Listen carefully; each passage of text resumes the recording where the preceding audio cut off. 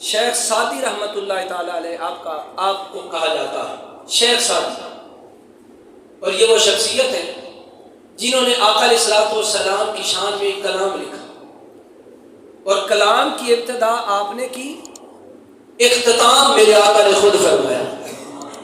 ایسی شاعری جو مصطفیٰ کریم کو اتنی پسند آئی، آپ نے کیا لکھا؟ بالغ العلا بکمالہ، کشف الدجی بجمالہ، حسنت جمیع خصالہ۔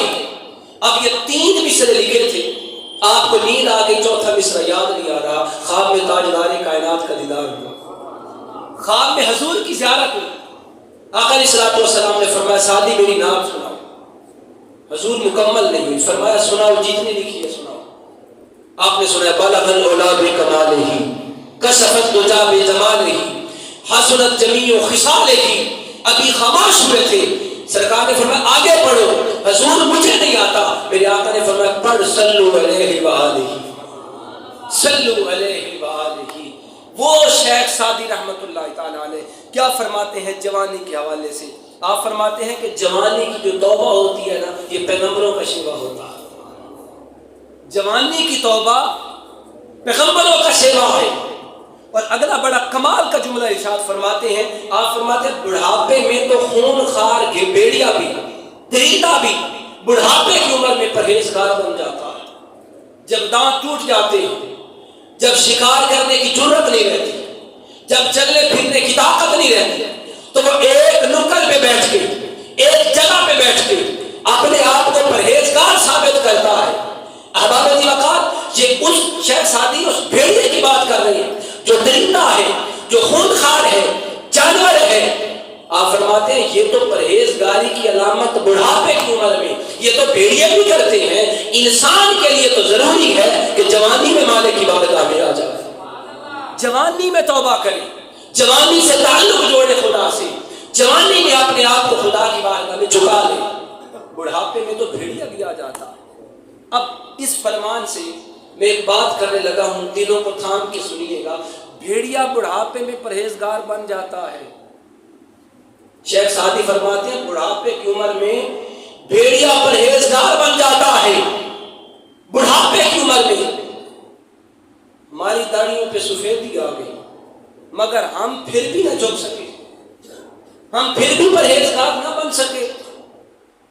بچپن سے عادت ہے چگلی کرنا، بڑی معذرت کے ساتھ، اب سفیدی آ گئی تو پھر چگلی نہ رکی، ہماری زبان سے شر نہ گیا، ہماری زبانوں سے گالی گلوچ نہ گیا، ہماری زبانوں سے سخت تلخ کلامی نہ گئی، ہمارے انداز ہمارے لہجے میٹھے نہ ہوئے۔ اگر نہیں ہوئے تو پھر بتائیے، شیخ سعدی کا فرمان سنیے، وہ فرماتے ہیں بڑھاپے کی عمر میں تو بھیڑیا بھی پرہیزگار بن جاتا ہے۔ اس نے انسان کو جھنجھوڑا ہے آپ نے کہ انسان تو کہاں کھڑا ہے؟ جیسا تب تھا ویسا آج ہے، تیرے اندر تبدیلی نہ آ سکی، تیرے اندر چینجنگ نہ آئی، تو نے اپنے آپ کو نہیں بدلا، جبکہ بھیڑیا بھی اس عمر میں اپنے آپ کو بدل لیتا۔ حباب ذی وقار، یہ بزرگوں کے جو اقوال ہیں نا، یہ ہمیں جھنجھوڑ رہے ہیں، اور انہوں نے زندگی گزاری ہے حضور تاجدار کائنات کی غلامی، حضور کی محبت میں، حضور کے عشق میں۔ حباب ذی وقار ایک شخصیت ہے جس کو حضرت معروف کرخی کہا جاتا ہے۔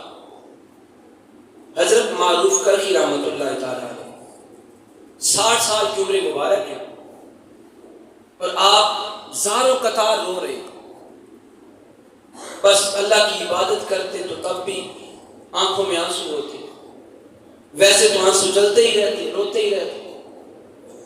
تو آپ کے غلاموں میں سے، آپ کے مریدوں میں سے ایک نے پوچھا بابا جی میں نے جب سے آپ کو دیکھا ہے بس آپ روتے ہی جا رہے ہیں، رونے کی وجہ تو بتا دیجئے کہ آپ کس بات پہ اتنا روتے ہیں۔ اس وقت حضرت معروف کرخی رحمۃ اللہ تعالی علیہ آپ نے فرمایا کہ آج سے 30 سال پہلے ایک گناہ ہوا تھا مجھ سے، 30 سال پہلے گناہ ہوا تھا، آج تک رو رہا ہوں، نہ جانے رب نے معاف کیا ہے کہ نہیں کیا۔ وہ تو مالک کی مرضی، پتنی اس نے معاف کیا بھی ہے کہ نہیں۔ وہ شاگرد بڑا حیران ہوا، وہ مرید حضور اتنا تو ارشاد فرمائیے وہ گناہ کیسا تھا جس پہ 3 سال ہو گئے رو رو کے رب کو منا رہے ہیں، کتنا بڑا جرم کیا تھا آپ نے۔ اب دلوں کو تھام کے سنیے گا، امام حضرت معروف کرخی رحمۃ اللہ تعالی علیہ آپ فرمانے لگے میری ایک شہر کے اندر دکان تھی، بازار میں آگ لگ گئی، دکانیں جل گئی۔ جب مجھے خبر ہوئی کہ آگ لگی ہے میں دوڑ کے گیا، جب دیکھا سب کی دکانیں جل چکی تھیں اور میری جو دکان تھی وہ بچ گئی، میری دکان بچ گئی، باقی سب کی جل گئی۔ میری زبان سے نکلا الحمدللہ میری دکان تو بچ گئی ہے، الحمدللہ میری دکان تو بچ گئی۔ بس اس لفظ کا نکلنا تھا منہ سے، غیب سے آواز آئی معروف تجھے دوسروں کی جلنے کی فکر نہیں ہے، اپنے بچنے پہ اتنا شکر ادا کر رہے ہیں، اپنی دکان بچنے پہ خوشی منا رہے ہیں، دوسروں کے جلنے کی فکر نہیں، دوسروں کی تکلیف کو اپنی تکلیف نہیں سمجھا۔ اس دن سے آج تک اس مالک کی بارگاہ میں رو کے معافی مانگ رہا ہوں، مالک مجھ سے غلطی ہو گئی، معافی عطا فرمانا۔